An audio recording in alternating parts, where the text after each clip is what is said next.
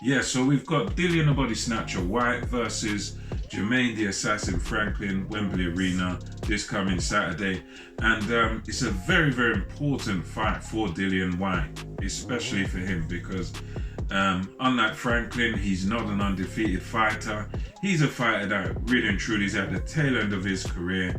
He's coming off of a bad loss to Tyson Fury in the opportunity for a world title that he waited so long for.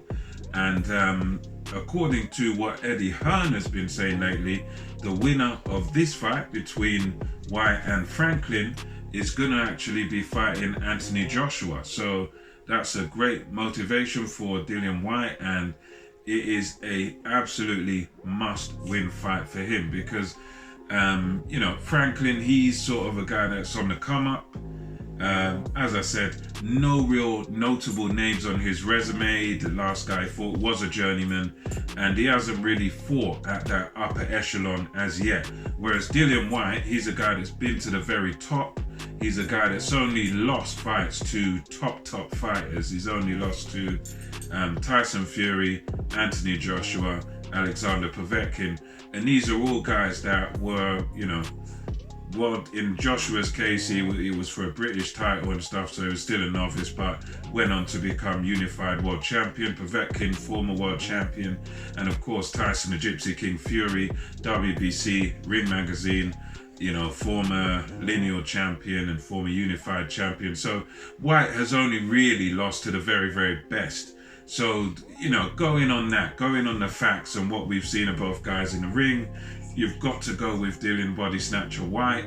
I think, however, that you do also have to give Jermaine Franklin at least a chance here, because as good as Dillian Whyte is quite unorthodox. He can be sometimes quite clumsy in fights.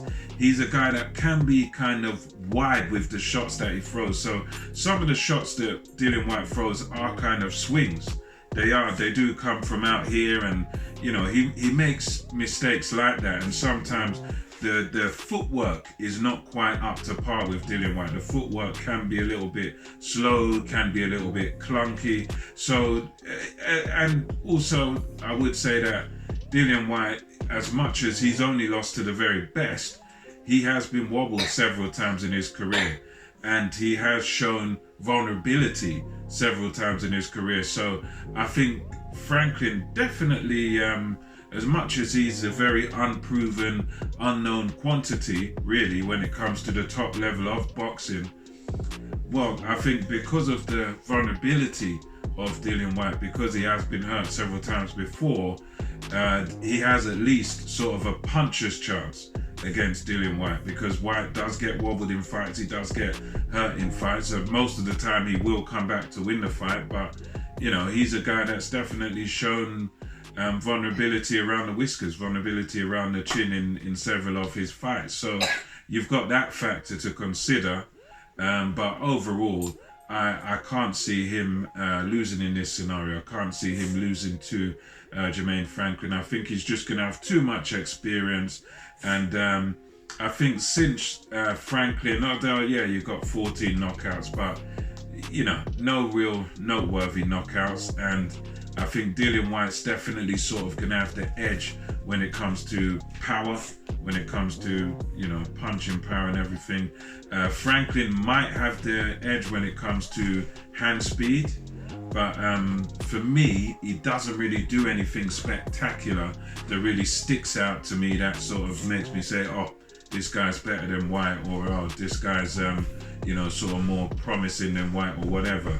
You look at the two guys, you say one man's experienced, one man's been to the very, very top and only come short against the best.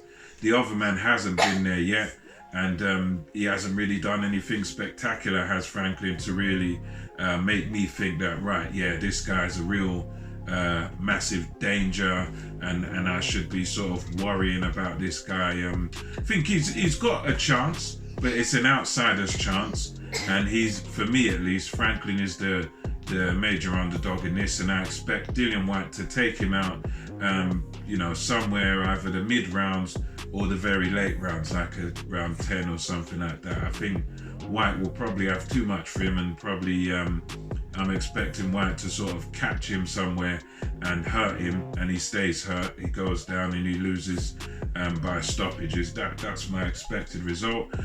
In a way though, I wouldn't be surprised if it went to points, but I'm thinking the most likely outcome is Dillian Whyte stops this kid, because he hasn't really done anything special. He is decent, but again, nothing really there on his record that makes me think, well, he's going to beat Dillian Whyte. So anyway, let me know your thoughts about this in the comment section below. And until next time, it's MKO Pugilism over and out.